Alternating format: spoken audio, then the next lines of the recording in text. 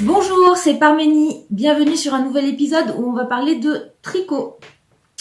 Aujourd'hui, j'ai pas de nouvel objet fini à vous montrer.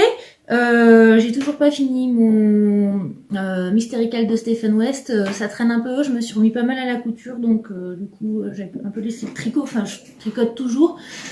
Mais en fait, je tricote pas mal dans les transports en commun ou le soir devant la télé. Mais en ce moment, quand je suis à la maison, je vais plutôt à la couture. Donc du coup, je regarde pas trop la télé le soir. Et les transports en commun, en fait, il y a eu les vacances, donc j'ai pas tricoté trop pendant les vacances. Et enfin si, mais j'ai commencé d'autres choses. Et puis dans les transports en commun, là, je fais d'autres choses, comme par exemple, je fais mes montages, je regarde un peu des choses. Des idées pour les vacances, je suis un peu sur internet et tout ça, donc du coup je tricote pas trop, mais un petit peu, mais ça avance doucement. Je commence à perdre un peu la motivation, je le trouve un peu long la dernière partie.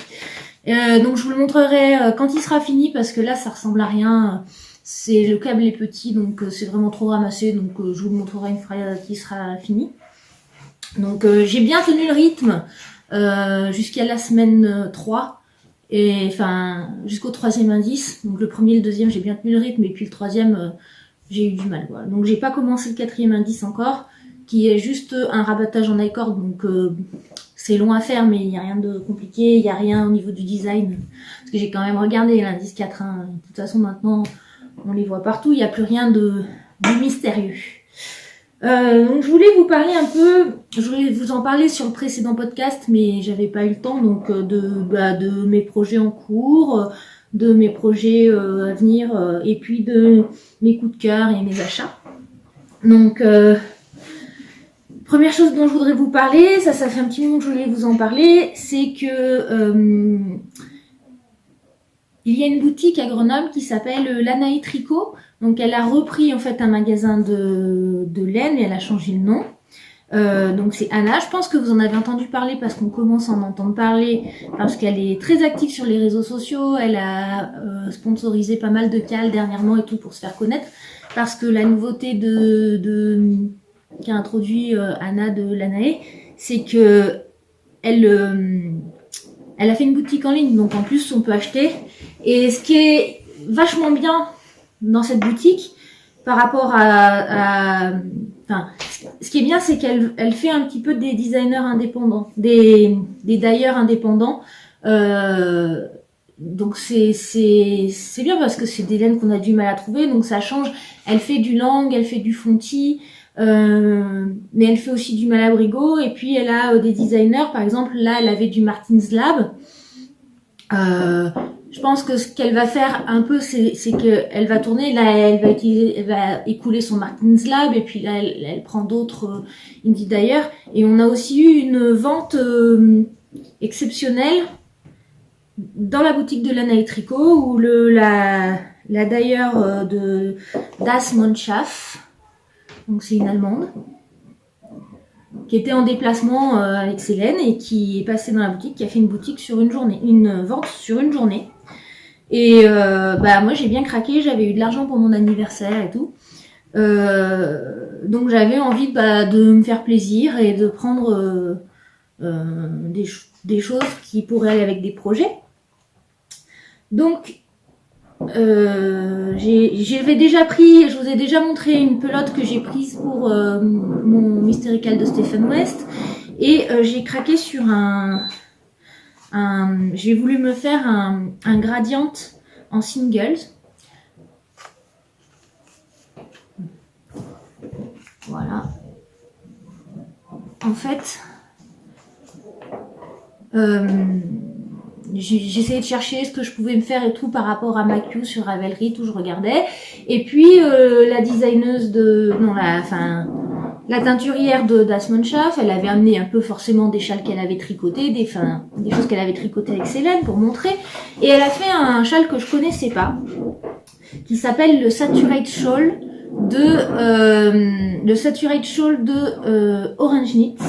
Donc c'est là que j'ai découvert Orange Knits, que j'adore. C'est vraiment un coup de cœur design. Je vous dirai après. ce châle, ce que je trouve très beau, c'est que c'est un châle en fade. Ce qui est beau, c'est le fait que ce soit le fade. Après, au niveau du design, il n'a rien de particulier. C'est un fade, donc il se tricote en demi-lune. Donc au début, on tricote le fade comme ça. En fait, vous avez la forme demi-lune. Ok. Et vous faites le fade, vous tricotez vos rangs l'un après l'autre, tac, tac, tac, tac, tac, tac, en tricotant le fade au fur et à mesure. Et ensuite, je sais pas si on rabat ou si on met en attente, enfin, je sais pas comment c'est fait, mais on retricote une bande tout le long de la demi-lune et où on travaille le fade comme ça. On commence une couleur, 2, 3, 4, 5. Il y a 5 couleurs pour faire ça. Et ensuite, on utilise comme, du coup, c'est un châle qui utilise un fade de 5 couleurs. Ben, on va dire, bah oui, mais du coup, on va tricoter un petit peu de chaque laine, surtout celle du début où il n'y en a pas beaucoup et tout. Et puis, il va en avoir plein de restes. Et là, c'est là que je trouve que ça donne tout le caractère au châle. Et c'est hyper beau. Et en plus, ça permet d'utiliser les fins de pelote. C'est qu'on a, à la fin, on fait des franges avec les restes de laine en fade tout le long. Et ça, je trouve ça hyper beau, quoi. Et le truc, c'est que ça n'a pas... Au niveau du design du châle, c'est très beau, c'est comment dire, c'est du simple efficace, quoi. Mais du coup, au niveau du plaisir à tricoter, à part le plaisir qui est de changer de fil et de voir les couleurs, de voir les couleurs s'harmoniser ensemble, j'hésite un peu parce que je suis pas sûre que, enfin, j'aimerais bien faire quelque chose d'un peu plus original, un peu plus sympa. C'est la raison pour laquelle je fais pas le Find Your Fade, par exemple, parce que je trouve que le Find Your Fade, il est très beau. Mais, alors, avant, j'avais du problème avec le fait qu'il soit très grand. Et finalement, bon, ça va. Maintenant, je m'habitue à avoir des gros châles et tout, donc ça va. Mais, ouais, j'ai pas l'impression, enfin, pour moi, ça me paraît pas hyper amusant à tricoter. C'est-à-dire qu'une fois que t'as fait deux fois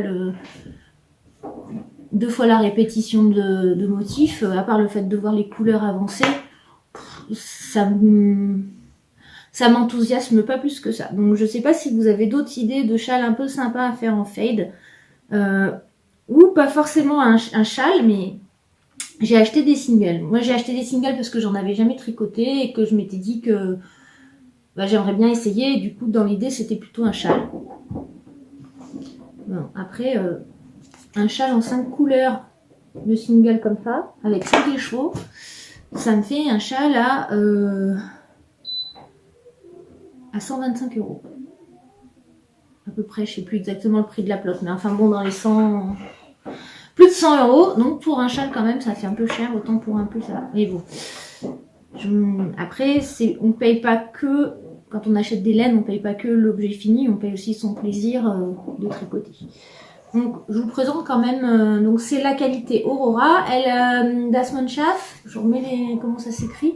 Elle a un site internet où elle fait de la vente par correspondance. Hein, donc, si ça vous plaît, n'hésitez pas à aller acheter un œil.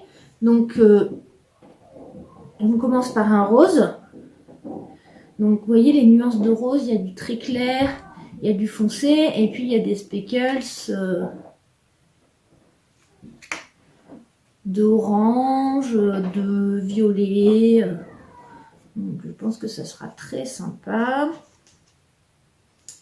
Je sais pas si je vais toutes les défaire parce que je suis pas très douée pour les remettre derrière.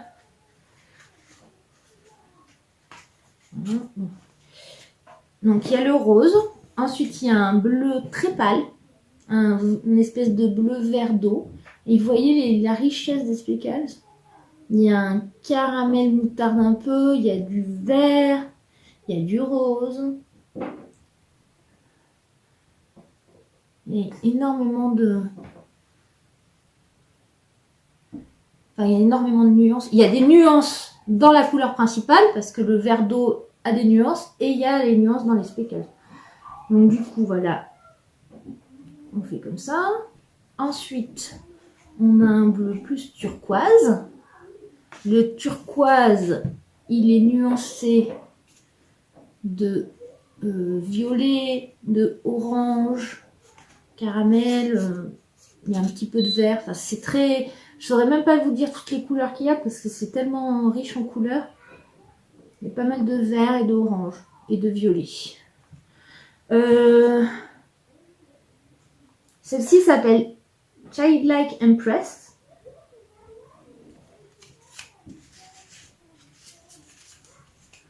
Celle-ci s'appelle Butterfly Effect. Effet papillon. Ouais, je trouve que ça lui va bien. Donc, ensuite, celui-là s'appelle Cast Unicorn. Donc, rose, bleu, pastel, bleu turquoise. Ensuite, on a un vert canard magnifique avec ses reflets violets, bleu plus clair et tout. C'est splendide, splendide. Et Lothlorien. Lothlorien. Je sais plus ce que c'est pas une famille de Game of Thrones. Je sais plus, c'est possible parce qu'il y a beaucoup de ces laines, de ces couleurs qui ont des noms de Game of Thrones. Et celle-ci s'appelle Moma.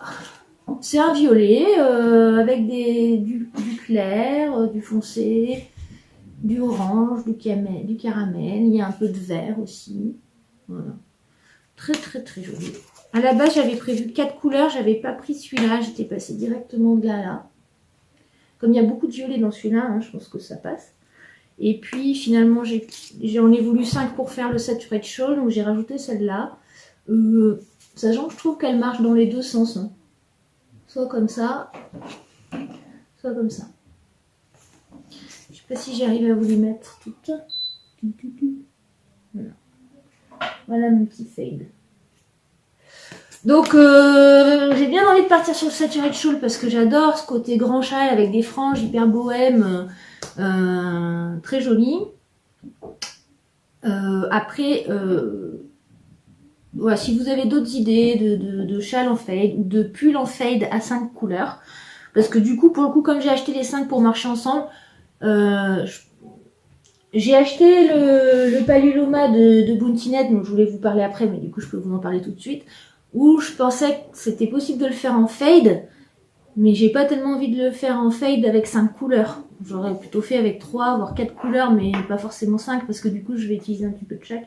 Ou alors après je fais un châle, comme sur le principe du Paluloma qui est de compléter en fait un châle et un gilet pour pouvoir utiliser les laines complètes tout en ayant plusieurs couleurs sur chaque projet. Pourquoi pas faire ça et avoir un châle assorti au gilet. Ça pourrait le faire. Ça pourrait le faire. Après, comme c'est des laines qui sont très chamarrées quand même sur la bande de dentelle, j'aime pas trop faire les bandes de dentelle avec des laines à speckles. Je trouve que c'est dommage, ça met en valeur ni la couleur du fil, ni les reflets du fil, ni la dentelle quoi. Donc je préfère faire les dentelles avec des fils unis. Donc voilà, et donc je vous parlais de Orange Knits qui a été que du coup ça a été un peu une découverte. Et là elle vient de sortir un pull qui s'appelle le Jelly Roll Sweater. Donc elle fait beaucoup de chaussettes en fait, et notamment elle a des paires de chaussettes gratuites qui sont assez connues. Enfin en tout cas dans Ravelry quand tu mets chaussettes gratuits et tu tries par popularité, ces chaussettes gratuites elles sont dans la première page. Et elle a fait des chaussettes qui s'appellent les Jelly Roll Socks. Et là, elle a fait un pull qui s'appelle Jelly Roll Sweater. C'est un pull que je trouve super beau avec un yoke qui fait... Alors, c'est marqué Colorwork et à mon avis, c'est pas du jacquard. C'est un faux jacquard, c'est un jeu de maille glissé. Je pense que c'est un double tricot, un tricot double où on tricote un peu recto verso. Et vraiment très beau, je trouve, un peu sur le principe de la brioche. D'ailleurs, je pense que la première bande, c'est des côtes anglaises, la brioche. Je le trouve très beau. Pour le moment, il est sorti en taille enfant et j'attends bien de voir pour la taille adulte. Le seul truc moi, j'aime pas trop porter des pulls parce que j'aime pas quand c'est... Enfin, il faut vraiment que le pull il soit bien large, quoi, au niveau de la taille et qu'il soit pas moulant, j'aime pas trop. Voilà. Donc ça, c'était mes coups de cœur et puis mes achats chez Lanaï Tricot. Si vous êtes de la région de Grenoble, vraiment, ça vaut le coup. Elle a d'autres marques indépendantes, mais j'avoue, j'ai pas fait spécialement attention. Enfin, je me rappelle pas en fait, parce que c'est toujours c'est des laines étrangères en fait. Souvent, c'est des teinturiers indépendants et étrangers, et du coup, bah, c'est des noms un peu barbares que je comprends pas trop, que j'arrive pas à me souvenir en fait. Sinon, par quoi je commence? J'aime bien mélanger un peu les coups de cœur et les encours et les projets, mais bon, je vais vous parler de mon encours. Donc, je sais plus si je vous en ai parlé, mais en fait, pendant les vacances, j'ai fait un tour à vélo. J'ai fait un petit voyage à vélo avec ma copine Ofris. Bonjour. Qui m'a initiée au voyage en vélo, et on est allé j'ai une maison de famille à 80 km de chez moi, et on est allé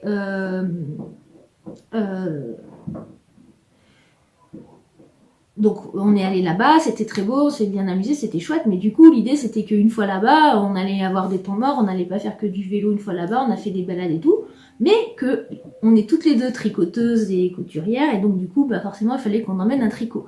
Et moi je suis pas multi en cours, et le seul truc que j'avais en cours c'était mon Mystérical de Stéphane West, qui est énorme là. En plus il fallait que je me balade toutes mes pelotes de pops, mes petites pelotes et tout, qui sont pas en petit justement, c'est des grosses en fait, donc j'ai pris des petits bouts. Donc ça me faisait, je sais pas combien ça me faisait, mais ça me faisait un gros poids, c'est-à-dire qu'en tout, déjà j'ai 300 grammes, rien qu'avec, ouais,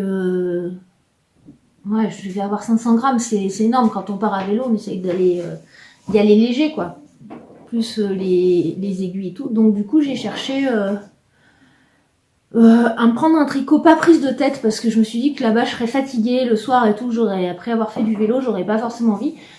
Et donc j'avais cette laine. Donc c'est la Sereine de Plassard que j'ai acheté chez un déstockeur à Voiron, un déstockeur de laine.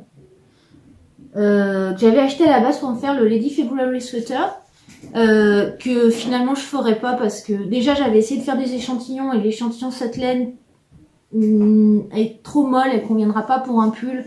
Ou alors il faudrait que je la tricote vraiment petit ou en double, ou j'en sais rien. Mais du coup ça, pour un gilet comme ça irait pas. L'échantillon correspondait pas. Et du coup je m'étais dit il faudrait que je trouve une autre laine, mais finalement non, j'ai pas envie de le faire, il y a d'autres choses qui me plaisent plus, donc j'abandonne. Et du coup j'ai 6 ou 7, j'avais 7 pelotes, mais j'en ai déjà utilisé, j'ai fait 2 échantillons, j'ai quasiment utilisé une pelote quoi. Et en plus ça se dit, ils disent de la tricoter en 4,5, 5, et en fait pour avoir un joli rendu je préfère la tricoter en 3 ou 4. Donc là ce que j'ai décidé de faire, comme c'est une couleur tout à fait contemporaine à la mode, et que j'ai des ados à gâter pour Noël, je me suis dit qu'un petit châle tout simple pour les ados, ça irait bien. C'est des couleurs, je pense que la couleur est contemporaine. Et au niveau de la forme, je fais un châle triangulaire tout simple. Hein. Vous allez peut-être reconnaître un modèle dont le tuto est très célèbre pour les débutantes. Sauf que c'est pas ça.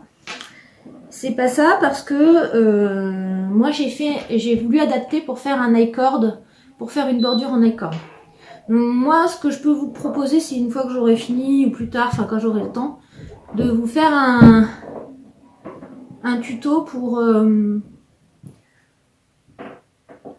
l'avant est là, le devant est là. Normalement c'est réversible, il n'y a pas vraiment d'endroit et d'envers, mais dans la façon de tricoter quand même un petit peu. Donc voilà, ça c'est tout en I-cord. Et ce que je pense faire, c'est pas faire le gros châle qui vraiment s'entoure plusieurs fois, parce que sinon c'est trop profond je trouve. C'est de faire qui s'enroule, je le mets là, qui s'enroule une fois, et ensuite faire des liens en I-cord pour pouvoir bien l'attacher en fait. Donc voilà, moi je vous propose de vous faire un tuto pour vous expliquer comment j'ai fait. Là, j'ai une jolie pointe, ça fait des belles finitions. Donc dites-moi si ça vous intéresse. C'est un tuto qui s'adresserait plutôt aux couturières débutantes qui sont déjà bien à l'aise avec la maille endroit, Il y a un petit peu de maille en verre, mais il y a moyen de le faire sans la maille en verre. Donc dites-moi si vous voulez pas du tout de maille en verre ou si ça vous dérange pas. En gros, il y a 3 mailles tous les 2 rangs. Il y a moyen de le faire tout en maille endroit.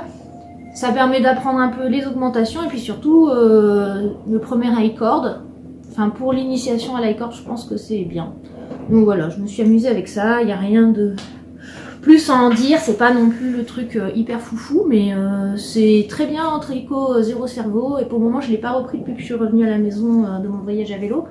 Vous voyez, en 4 jours, je l'ai quand même pas mal avancé. Hein. Il m'en reste. Le cas, c'est que là, mon câble est court aussi. Je sais pas trop combien il faudrait que j'en fasse encore. Mais encore un peu, hein. Encore un peu. Donc, je tricote en double parce que l'idée, c'est d'avoir un bon effet bien mousseux, bien moelleux, bien doudou.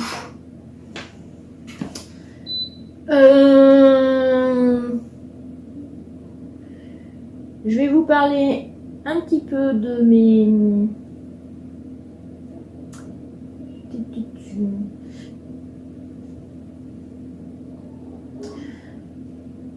Je vais vous reparler un petit peu de mes coups de cœur. Donc quand j'ai découvert la marque Orange Knit, enfin la marque, le designer Orange Knit, j'ai décidé, j'ai remarqué que je fais des E partout, ça fait des vibrations, c'est hyper désagréable. Il faut vraiment que je fasse attention. Après avoir découvert la marque Orange Knit, en fouillant un peu sur les groupes Ravelry et tout ça, j'ai découvert aussi le designer Boylan Knitworks. Et il se trouve qu'on est plusieurs à l'avoir découvert apparemment, parce que c'est celle qui fait le pull Zweig, dont Lapin d'Alice 2.0 a parlé récemment, dont Tricot Monde de Sophie aussi veut s'en faire un, elle est en train de lancer une espèce de cale autour du Zweig.